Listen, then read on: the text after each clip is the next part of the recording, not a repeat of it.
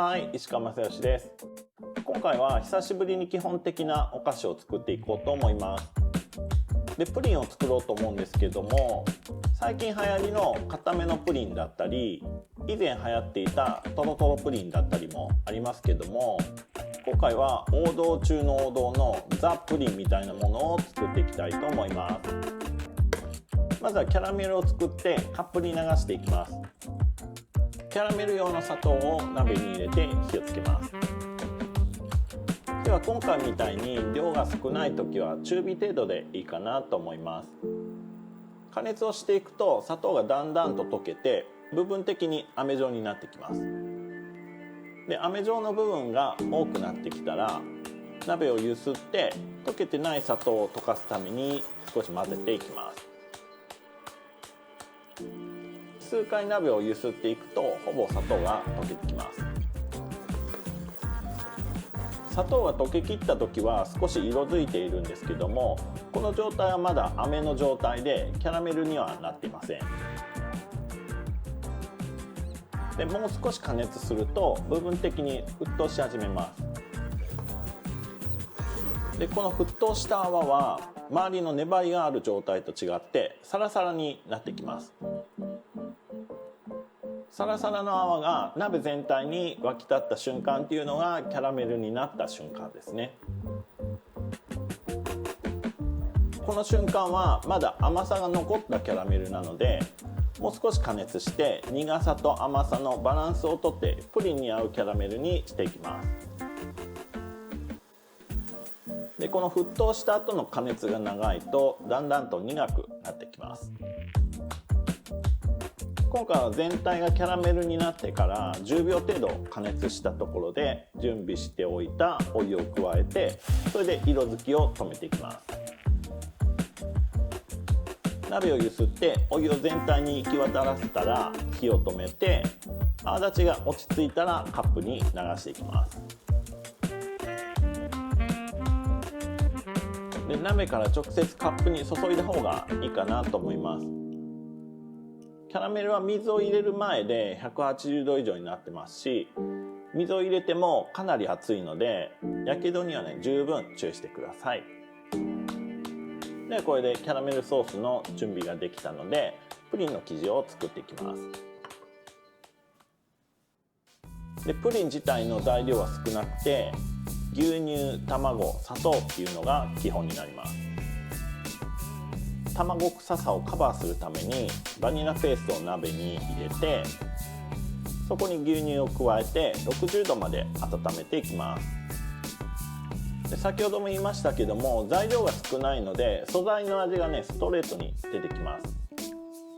バニラエッセンスは平板な味なので深みが出ないんですよね。なので最低でもバニラペーストだったりバニラコンサントレだったり、お持ちの方はね、バニラビーンズを使ってもいいかなと思います。で、牛乳を温める時に分量の砂糖を少し加えて加熱すると底なんかがね、焦げ付きにくくなりますね。全卵と卵黄をボウルに入れてまずは溶きほぐしていきます。卵を割ってすぐはプリッとしたコシがあるんですけども、このコシを切ってあげてサラサラの状態にするっていうことが出来上がりの舌触りの滑らかさにつながってきます。ホイッパーの混ぜ方なんですけども、コシを切る時のホイッパーの動きはホイッパーを回して動かすんではなくて、ホイッパーをね、前後にさせるだけですね。こうすることでコシがね、効率的に切れてきます。で、回して混ぜると空気も入っていってしまいます。で、プリンの生地には空気も含ませたくないので回して混ぜないようにしていきます。プリッとした卵がサラサラになってくれればいいです。ではそこに砂糖を加えて軽く混ぜます。この時も空気を含ませないようにホイッパーをね、ボウルに沿って回してすり混ぜる動きをしています。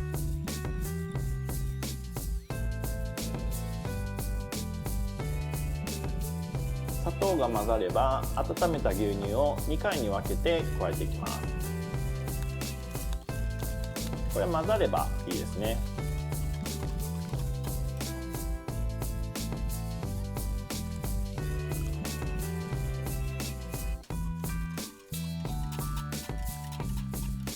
で生地が混ざったら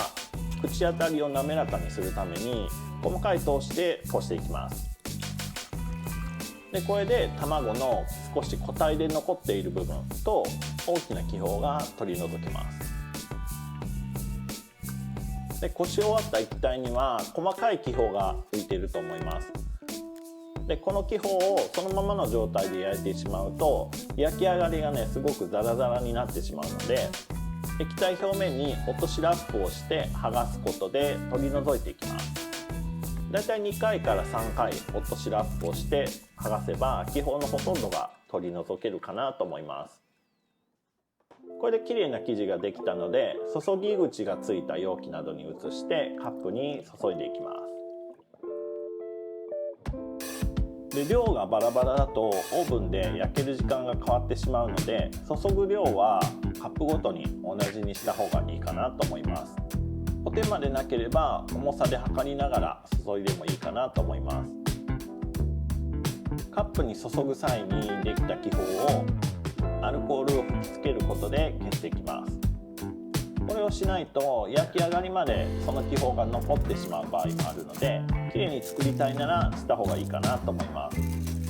小さく切ったアルミホイルをカップにかぶせていきます。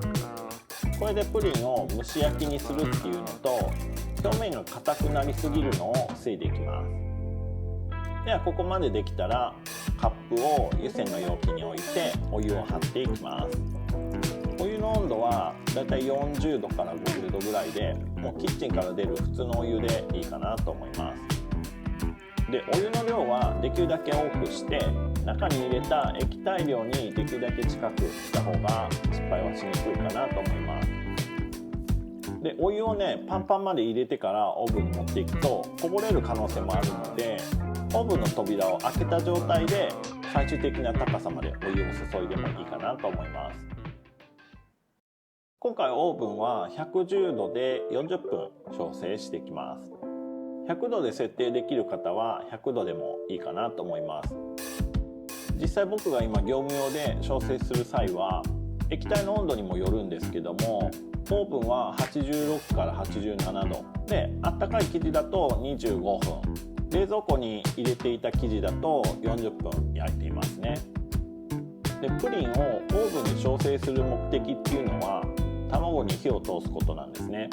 で83度くらいが卵が完全に凝固する温度なんですけどもそれ以上あまりにも高く超えて温度を設定するっていうのは焼き上がりの見極め時間が難しくなってきますし焼きすぎの原因にもなりやすいので僕はあまりおすすめはしません。実際僕も20年以上前修行時代は140度で焼いていたんですけども今は理論も変わってますしオーブンの気密性だったり性能も上がっているのでそれに頼ればいいかなと思います。焼き上がったら取り出すんですけども湯煎のお湯がね熱湯になっているので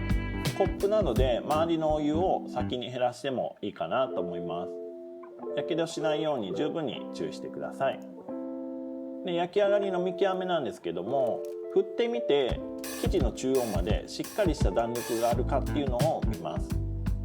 で焼けてなければ中の液体が動いて表面がね柔らかく動くんですね。で透明のカップを使われる方は横から見てスーって呼ばれる小さい気泡が中央付近に入っているかどうかを見てください。でこの状態から焼きすぎるとプリン全体にこのスーが入って滑らかさがなくなるので注意していきます。でプリンが室温まで冷めたら冷蔵庫で冷やして翌日以降に食べます。その日に食べるとやっぱりまだ卵臭さが残っていますし下に引いたキャラメルソースも焼く前は硬いんですけども翌日以降になると柔らかくなってソースとして響きます。はい、ではいただきます。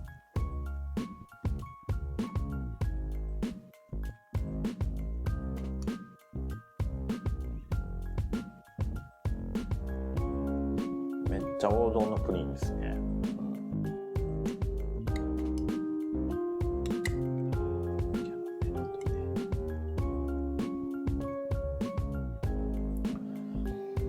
この鼻から抜けるね、卵の香りとキャラメルの香りがね、めっちゃいいな。やっぱ安心しますね、こういうの。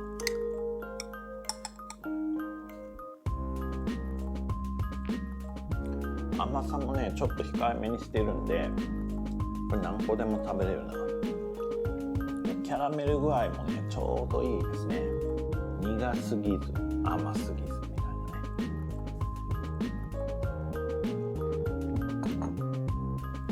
美味しかった。ごちそうさまでした。今回はですねザ・プリンというか王道のプリンを作りましたけども、また違う感じのプリンも作りますので楽しみにしておいてください。ではまた次の動画でお会いしましょう。石川正義でした。バイバイ。